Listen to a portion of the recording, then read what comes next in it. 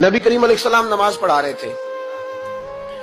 जोहर की नमाज थी, असर की नमाज थी। सही मुस्लिम में मौजूद है। हजरत अबू हुरैरा फरमाते हैं नमाज पढ़ाते पढ़ाते नबी पाक ने कदम आगे किया।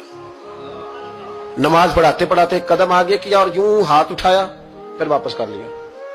अब नमाज पढ़ के ना तो सलाम फेरा तो सहाबा अर्ज करने लगे, या रसूल अल्लाह सल्लल्लाहु अलैहि वसल्लम, वो नमाज में पैर भी आगे किया तो हाथ भी उठाया, तो वजह क्या थी? पहला सवाल तो यह है कि आप लोग नमाज पढ़ रहे थे या हुजूर को देख रहे थे? तो सहाबा तो पहले ही बताते हैं कि भाई हम तो पहली साफ में नमाज इसलिए पढ़ते थे कि नमाज भी होती रहती थी और चुपके चुपके महबूब की दीद भी होती रहती थी। हुजूर से पूछा, या रसूल अल्लाह, वो नमाज पढ़ते पढ़ते कदम आगे बढ़ाया आपने तो फिर पीछे कर लिया, क्या था? और हाथ उठाया तो फिर आपने नीचे कर लिया। तो नबी करीम फरमाने लगे, नमाज पढ़ाते पढ़ाते जब मैंने कहा ना समी अल्लाहु लिमन हमीदा, अचानक मेरी नजर उठी तो जन्नत में चली गई। नजर उठी तो जन्नत में, तेरे लिए 2-4 कदम अर्श बरी है। तो महबूब फरमाते हैं जब मेरी ऊपर नजर गई ना तो मैंने देखा कि अंगूरों का एक खोशा लटक रहा है जन्नत में।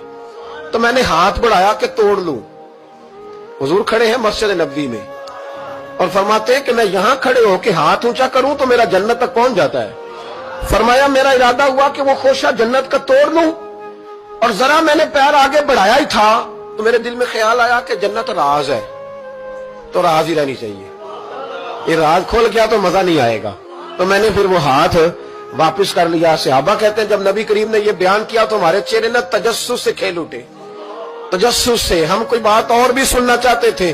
तो महबूब फरमाने लगे, अगर मैं वो खोशा तोड़ के ले आता और तुम्हें दे देता, तुम कयामत तक भी खाते रहते तो तुमसे खत्म नहीं होना था। ये सही मुस्लिम की हदीस है। ओ भाई, मेरे रसूल करीम के वाक़या में राज पे शिकवा करना, कहना समझ में नहीं आती कैसे गए थे।